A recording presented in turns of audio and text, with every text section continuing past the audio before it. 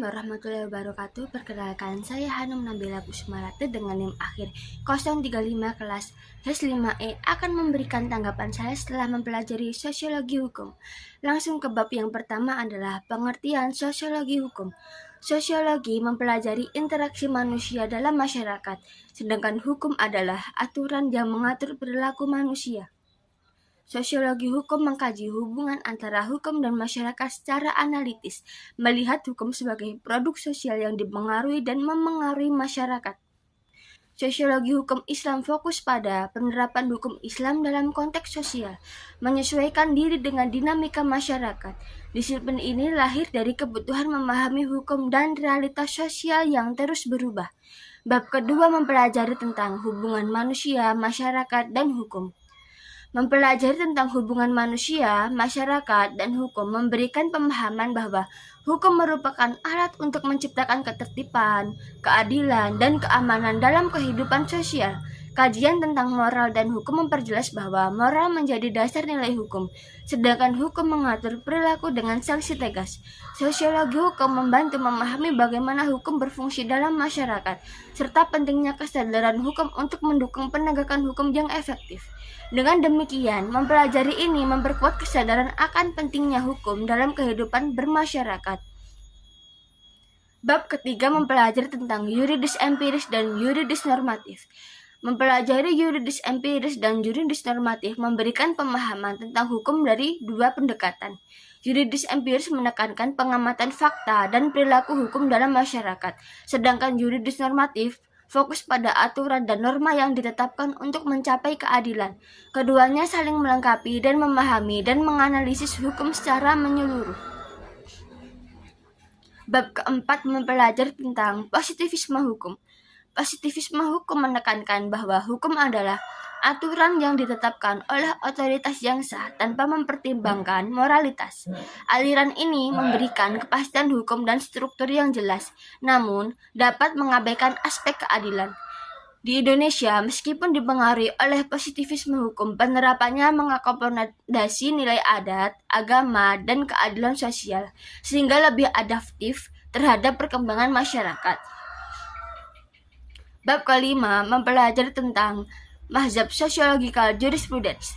Mazhab sosiologikal jurisprudence menekankan bahwa hukum harus selaras dengan nilai dan kebutuhan sosial masyarakat. Hukum tidak hanya terbatas pada aturan tertulis, tetapi juga mencakup norma-norma yang hidup dalam masyarakat atau living law. Aliran ini menganggap bahwa hakim berperan penting dalam merancang penerapan hukum yang responsif terhadap perubahan sosial, meskipun memberikan kontribusi positif dalam memahami hukum secara dinamis. Aliran ini dikritik karena dapat menyebabkan ketidakpastian hukum dan mengabaikan peran negara dalam pembuatan undang-undang. Langsung ke bab yang keenam, mempelajari tentang living law dan utilitarianisme. Living law dan utilitarianisme menekankan pentingnya peran masyarakat dalam hukum. Living law menunjukkan bahwa hukum harus mencerminkan nilai-nilai lokal, sedangkan utilitarianisme mendorong hukum yang bermanfaat dan meningkatkan kebahagiaan bagi masyarakat. Kedua konsep ini mendorong kita untuk menciptakan hukum yang adil, efektif, dan berpusat pada masyarakat. Bab ketujuh mempelajari tentang pemikiran Émile Durkheim dan Ibnu Khaldun. Émile Durkheim, seorang sosiolog Prancis, dikenal dengan konsep fakta sosial dan teori solidaritas yang menekankan pengaruh kuat masyarakat terhadap individu. Sedangkan Ibnu Khaldun, seorang sejarawan dan sosiolog Arab, dikenal dengan teori tentang siklus sejarah dan konsep asabiyah atau solidaritas sosial. Meskipun keduanya penting dalam sosiologi, mereka memiliki perbedaan dalam konteks histori, metode, dan konsep kunci. Bab ke-8 mempelajari tentang pemikiran Max Weber dan H.L. Ahad. Mempelajari pemikiran hukum Max Weber dan H.L. Ahad menunjukkan bahwa hukum bukan hanya sekedar aturan formal, tetapi juga dipengaruhi oleh faktor sosial, budaya, ekonomi, dan politik. Weber menekankan pentingnya sosiologi hukum untuk memahami bagaimana hukum bekerja dengan masyarakat, sementara Hart fokus pada aturan dan penerapannya dalam masyarakat. Keduanya memberikan perspektif yang lebih kaya tentang peran hukum dalam masyarakat. Bab yang ke-9 mempelajari tentang efektivitas hukum. Efektivitas hukum bukan hanya tentang aturan formal, tetapi juga tentang bagaimana aturan tersebut diterapkan dan diterima oleh masyarakat, termasuk budaya, ekonomi, politik, dan kesadaran masyarakat. Bab yang ke-10 mempelajari tentang Law and Social Jurisprudence. Mempelajari kontrol sosial dan hukum. Kontrol sosial adalah upaya masyarakat untuk mengatur perilaku anggotanya agar sesuai dengan norma dan nilai. Hukum merupakan salah satu alat penting dalam kontrol sosial, membantu menjaga ketertiban dan keadilan. Efektivitas kontrol sosial dan hukum dipengaruhi oleh faktor-faktor seperti budaya, ekonomi, politik, dan kesadaran masyarakat. Bab ke-11 mempelajari tentang legal studies. Socio-legal studies adalah pendekatan interdisipliner yang menggabungkan ilmu hukum dan ilmu sosial untuk memahami bagaimana hukum bekerja dalam masyarakat. Studi ini penting karena hukum tidak berdiri sendiri, tetapi terhubung dengan berbagai aspek sosial, budaya, politik, dan ekonomi. Social legal studies membuka ruang baru untuk memahami hukum secara lebih mendalam dan membantu dalam pengembangan hukum dan kebijakan yang lebih efektif. Bab ke-12 mempelajari tentang hukum progresif. Hukum progresif adalah pendekatan hukum yang menekankan pada keadilan sosial, perubahan, dan adaptasi hukum terhadap perkembangan masyarakat. Hukum progresif bertujuan menciptakan sistem hukum yang adil, responsif, dan berkelanjutan.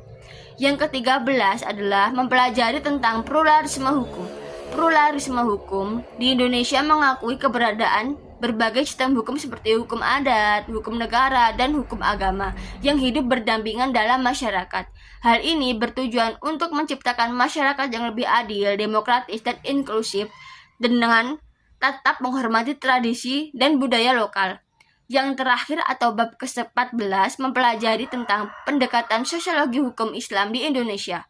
Pendekatan sosiologi hukum Islam di Indonesia menganalisis bagaimana hukum Islam berinteraksi dengan masyarakat dan dipengaruhi oleh faktor sosial, budaya, dan politik. Tujuannya adalah untuk memahami dan menciptakan sistem hukum Islam yang adil, inklusif, dan harmonis dalam masyarakat yang plural. Kemudian, tanggapan saya sendiri mengenai perkuliahan sosiologi hukum Islam adalah saya ingin perkuliahan sosiologi hukum lebih banyak melibatkan diskusi dan analisis kasus nyata, mengintegrasikan perspektif dari berbagai disiplin ilmu, dan menggunakan metode pembelajaran yang inovatif. Kuliah sosiologi hukum telah membuka mata saya tentang kompleksitas hukum, mempersatukan teori dan praktik, dan menjadikan saya warga negara yang lebih kritis. Namun, saya merasa perkuliahan kurang fokus pada isu-isu hukum kontemporer, terlalu banyak teori, dan kurang melibatkan praktisi hukum. Saya menyarankan agar perkuliahan ini banyak menggunakan studi kasus, diskusi kelompok, dan kunjungan lapangan. Kedepan, saya ingin membangun karir di bidang hukum dengan menggunakan pemahaman sosiologi hukum untuk menganalisis masalah hukum dan merumuskan solusi yang lebih adil dan efektif. Saya juga ingin berpartisipasi dalam gerakan sosial dan menjadi peneliti hukum yang menggunakan pendekatan sosiologi hukum untuk memahami fenomena hukum. Mungkin cukup itu saja yang bisa saya sampaikan mengenai mata kuliah sosiologi hukum yang sudah saya pelajari. Jika ada kesalahan kata atau ucapan mohon dimaafkan. Wassalamualaikum warahmatullahi wabarakatuh.